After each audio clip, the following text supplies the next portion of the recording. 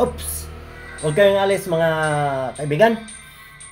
Lalong-lalo na sa mga taga-subaybay sa aking channel. Maraming salamat at unti-unti nyo na akong naintindihan ang aking mga personal vlog. Yun po ang ating pag-usapan ngayon.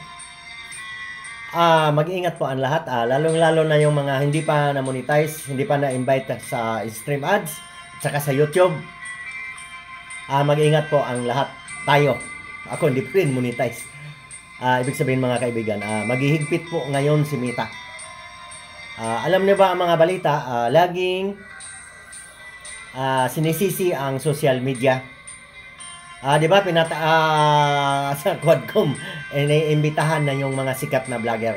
Di ba tayong hindi sikat, hindi tayo kasali doon. Pero alam niyo mga guys, madadamay tayo diyan kung hindi tayo mag-ingat sa ating mga binablog.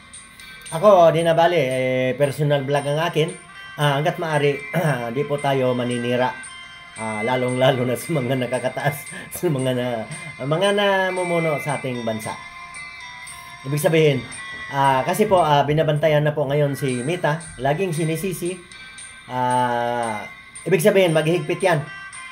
Hindi naman siguro tanggalin ang vlogging, pero kasi ibablock na ni Meta yan automatic kung may violation tayo. Sa ngayon kasi hindi naman nawawala ang ating mga kahit anong gawin mo, kahit sabihin naman na hindi ka rin ma-invite kasi restrict ang iyong mga vlog, bawal kay Meta.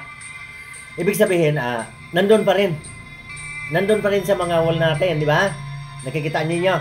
Marami namang bawal Mamaya pag-usapan natin yung mga bawal. Bakit nandyan pa? Kasi binayaan na lang ni Meta na total hindi naman ma-invite kasi may violation. Pero mag-iiba po ng patakaran siguro. Hindi ko lang alam kung kailan. Kasi laging nirereklamo dito sa ating Quadcom, dito sa ating Congress, sa ating mga senador. Bakit hindi naman bawal manggitin yun, di ba? Kasi po, marami po kasing nadadala ng silakbo ng damdamin na magagalit, magsalita ng hindi maganda. Di ba? Kahit sabihin mo na bawal yan kay Meta, di ba? Alam naman natin. Pero nandyan pa rin. Pero pag nahigpitan na talaga, binago na yung patakaran, automatic, halimbawa, nagsalita ako dito ng hindi maganda. Bukas, makalawa, borado na yung aking channel. Ibablock na po yan siguro ni Meta. Ganun po. At isa pa, yung mga sikat lang naman ang epektado nito. Sisingilan ng buwis. Di bale, yung mga yayamanin dyan, maraming malalaking sweldo. Sisingilin ng buwis. Sabagay, noon pa naman sinasabi yan bahala na yan. At tayong mga baguhan, ito na lang nga gagawin natin. Mag-ingat tayo sa ating mga ina-upload na hindi tayo magsasalita ng hindi magaganda. Kasi maghihigpit ngayon si Meta. Sige, papunta na tayo sa personal vlog. Ano ba ang aking personal vlog? Gaya nito. Pag ganito lang, mayroon akong binibigay ng idea sa inyo. Ito, tutumbukin ko na. Bakit ang mga baguhan ngayon may ads na kaagad? Ito, abangan nyo itong video ko na ito. Lahat ng video kong long video, may ads na. Anong pakinabang ko roon? Na hindi pa naman ako na-invite sa in-stream ads. Sa ads on reel pa lang ako. Wala. Nga tayo doon. Kat kayo, di mga baguhan, mayroon din kayong mga ads, di ba? Pero anong pakinabang natin doon sa mga ads na yun? Ibig sabihin, mga kaibigan, matutuwa po tayo, tayong mga hindi pa sumusweldo, matutuwa tayo na may ads ang ating video. Kasi ibig sabihin, nilagyan ng ads yan, tama ang video mo. Oo. Tama. Di ba? Siguro kung magsasalita ka daw ng hindi maganda, walang ads yun. Kasi ano yan bawal yung mga sa batas ni Meta, bawal yung mga hindi magandang pananalita at saka yung mga video na ayun yung mga bonuses, marami na akong nakikita na wala nang sin agad. yung mga bonuses. Kasi po, ang bonuses, kung yung mga baguhan lang kasi ang mayroon yan, mga luma, wala naman, yung mga sikat. Ang bonuses pala, sa mga picture. Akala ko dati sa long video, sa picture mga kaibigan, sinubukan ko na. Ito, hindi ko lang mapakita kasi ginawa kong background ng aking cellphone. Sa ano siya, sa picture lang ang mayroon. Bonuses.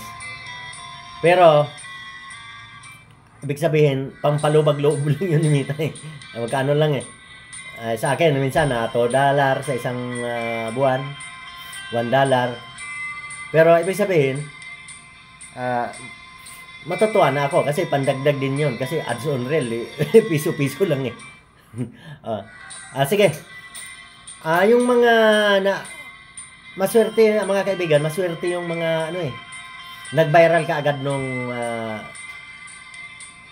19 ba COVID-19 nag-umpisa ang mga vlogging. Yung mga sumiseldo ng malalaki ngayon, maswerte sila. Ay tayo na hindi pa na-invite, hindi ko alam kung ano mangyari sa atin. Kung ma-invite ba tayo. Kasi napapansin ko, kaya ano napapansin niyo? Ang inyo bang mga follower dumadagdag ba? Sa profile ko parang hindi na dumadagdag eh. Kaya inisip ko nga, hindi ko na iniintindi yung follower. Bahala na kung may mag-follow o wala. Kasi parang hindi na kina-counted yan. Kasi invite na nga lang eh. Di ba? Kaya ang gagawin na lang natin, dapat araw-araw may long video tayo, 2. O saka reel, 2. Bali 4 sa isang araw. Yun dapat ang ma-upload natin para kung sakali pag napansin kasi ni Meta na masipag tayo, baka bigla na lang tayong i-invite kahit na di wala pa tayong 5,000 follower. Kasi wala hindi na dumadagdag yung follower ko eh. Oo, hindi na dumadagdag sa profile. Mabuti pa yung sa page. Minsan dumadagdag ng 1, 2. Pero ang aking page mga kaibigan, ano pa? 500 megit na lang. Kasi napabayaan ko yun eh. Yun pala, payo ko, mag-concentrate po kayo kung naka-page kayo ng account, mas maganda. Kasi kung dito sa profile, ay di ko alam kung anong mangyari dito. Kaya po, nag-ano po ako dito sa page. Inalagaan ko na tong aking page kasi malay ko magkaroon ako ng ads on reel dito, tapos mayroon ako sa profile. Pag pinagsama, baka sakaling makaipon ng $100. Ayun, sa mga nag-antay-antay dyan na mabibigyan ko, wala pa talaga. Hindi ko alam kung kailan sumweldo. Kahit siguro tumalon mo ako sa bulkan, hindi pa rin tayo mag-viral. Kasi alam niyo, ang madali kasi mag-viral yung mga may dala ka may taglay ka na halimbawa kung magaling ako mag-gitar, tingnan mo, yung gitar ko dyan ang aking mga daliri kasi ang lalaki Kaya kahit anong practice ko, sayang lang kasi sumasabit po ito sa kwerdas, sa string, sumasabit sa kabila. Tingnan po niyo. Ang makikita niyo yung magagaling mag-gitar talaga, mapapayat ang daliri. Yun po. Meron naman akong piano din hindi pa rin ako marunong. Alam niyo ba, ang mga pinundar ko na yan, pinangutang ko yan, hanggang hiraman ko sa aking mga anak. di ba? Sa umaasa na makasawildo pero wala pa rin. Pero di ba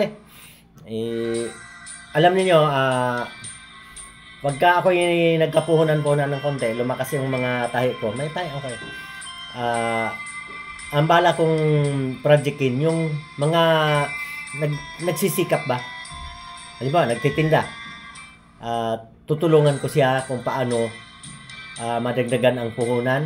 Na parang ganun ba? Yung nagsisikap. Hindi po ako mamimigay kasi tatama rin po ang tao Saka wala akong pambigay. Di ba? Kahit na ako manalo man ng malaking pera, ang paprojectin ko yung kung alin yung nagsisikap, yun po ang aking tutulungan. Kasi po, pag namigay ka kasi, tinatamad na tuloy yung mga tao. Di ba? Kaya maganda pong tulungan yung nagsisikap. Sige, hanggang dito na lang. Mahaba nating video, baka hindi ma-upload. Yun lang. Laban lang tayo. Ingat po tayo palagi.